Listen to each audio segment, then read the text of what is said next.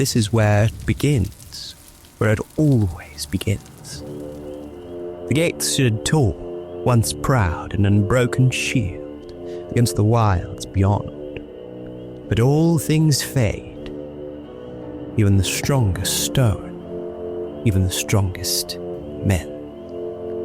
I have walked this road before, traced its steps through the records and the whispers of those who lived long enough to regret it. The stories say the watchman stood here, held the line until there was none left to hold it. The last of them, old and battered, closed this gate behind him and swore none would pass again.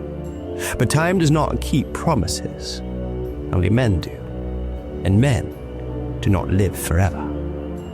Now the gate is nothing but a ruin, a jagged mouth gaping open to the mist beyond, and still it waits, still it hungers.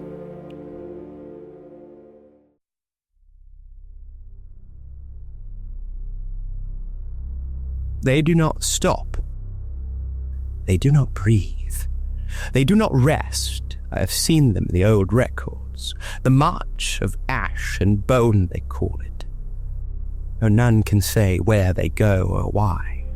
Some say they were the last citizens of Emberdeep, lost souls bound to the road forever, doomed to walk until the end of all things.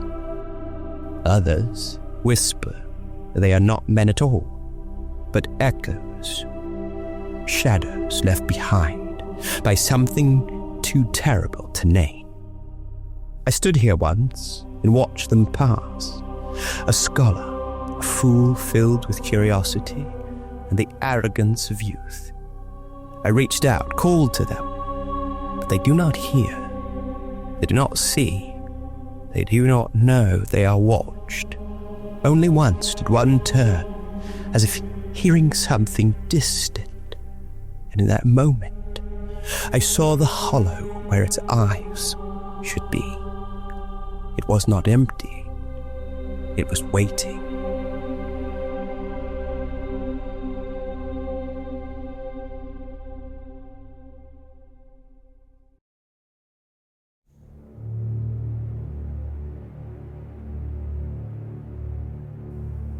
He is the last, the only one who remembers. They say the Watchman of Emberdeep swore an oath, one that could not be broken even by death. They do not leave their posts. They do not abandon their charge. And so, he stands here still, the final sentinel of a kingdom that has forgotten him. The lantern above him burns with a fire not of this world, a remnant of the old magic, perhaps a piece of something greater, or merely the last light of a dying promise. I have studied the glyphs upon his armor, traced their meaning through old tomes. They speak of duty, of sacrifice, of a war that never truly ended, and yet he does not move. He does not speak. He only watches. I have seen men test him, foolish mercenaries who sought to claim the treasure they imagined lay within the tower. They did not return.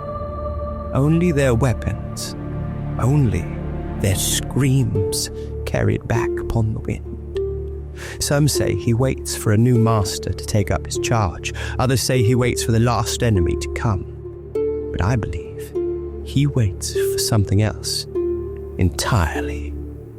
He waits for the end.